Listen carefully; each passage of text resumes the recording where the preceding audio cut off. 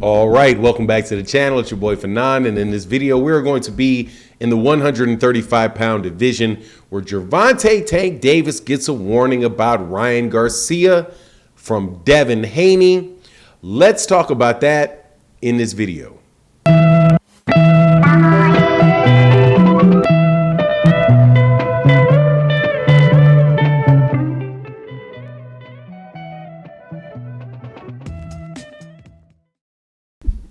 All right, welcome back to the channel. It's your boy Fanon, and in this video, we're going to be in the 135-pound division where we've got some really big fights, or good fights. Big fight and a good fight.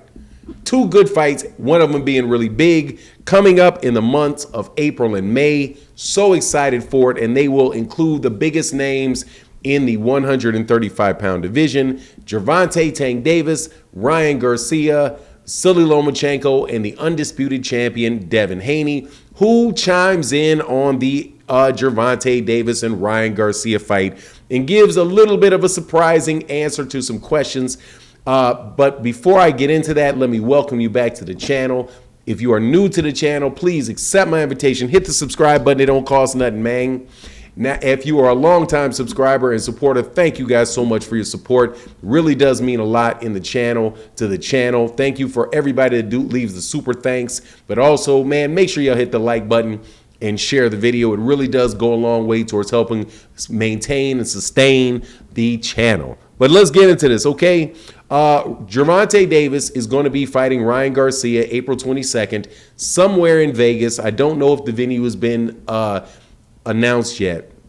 However, one of the biggest fights that can be made in boxing, and the biggest fight in boxing that has actually been made in a while, probably since the Deontay Wilder versus Tyson Fury fight. And actually, I think in some ways this particular fight may be bigger because it has really two big fan bases in the United States, where Deontay Wilder versus Tyson Fury really only had one guy that really had a big name in the United States, and that was Deontay Wilder. But a lot of people really tuned into Tyson Fury because Tyson Fury is an excellent fighter, and many people thought he won the first fight, which ended in a draw. Now, with this fight coming up, though, you have Gervonta Davis, who is a big power puncher, small guy, but very, very, very skilled, big power, definitely a knockout guy.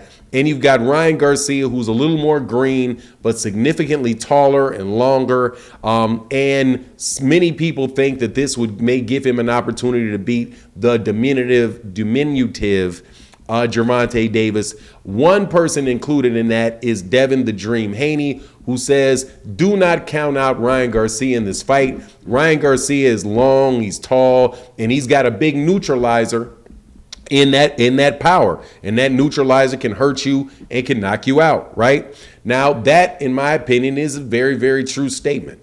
I don't think that's hating. I don't think that that's leading you astray or anything like that. I think that is 100% correct, that you can't completely count Ryan Garcia out in the fight. Whenever somebody has the ability to one-shot you, right, then they got a chance to win that fight.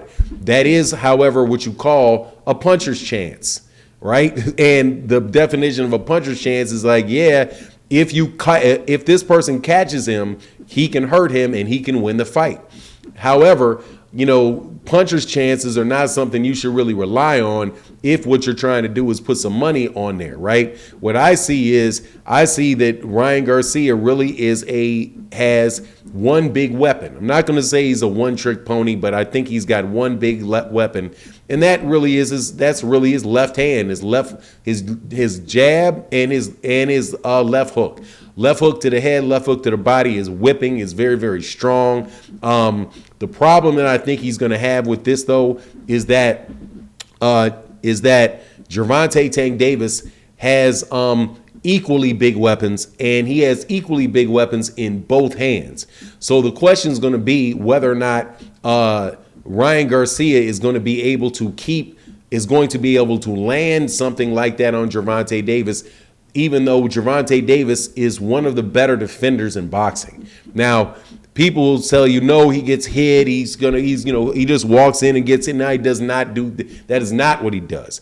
He'll come in behind a high guard and he will knock your jab down. He'll knock your jab down. He will catch your shots, your right hands and all that stuff on his gloves, right? Behind a very tight high guard. And while he's closing the distance on you to go to the body and hit you or wear you down with big shots or counterpunch you, right? It's not a scenario where he is, just letting somebody tee off on his head with his hands low. That I do believe that there are people that say they really don't like the high guard.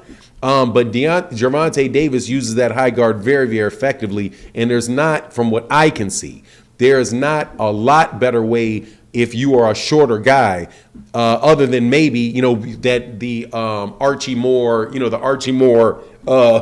crab shell defense, right? Where he crosses his arms and he does this and he can see through here versus looking through here, right?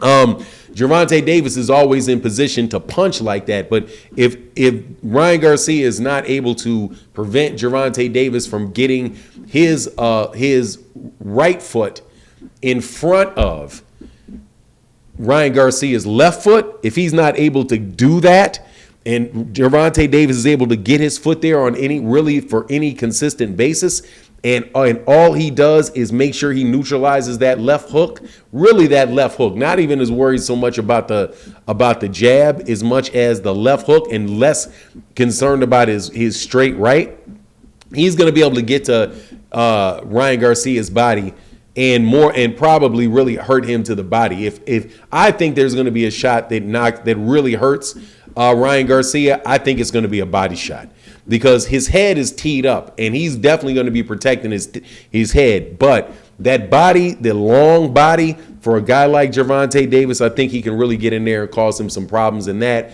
However, that is just the first of the very, very good fights. And I will say that in the second fight that I mentioned, the Vasily Lomachenko versus Devin Haney fight, that is also a fight where I think it's a much closer fight between Devin Haney and Lomachenko, because Lomachenko, we have kind of like the same scenario with Devin Haney and Lomachenko that you have with Gervonta and Ryan, but the only difference is that the bigger, longer guy really doesn't have as much power, but he's going to be relying upon boxing and trying to outpoint Vasily Lomachenko. But Vasily Lomachenko is also, for some reason, I don't get it now, as of late, very underrated boxer, right?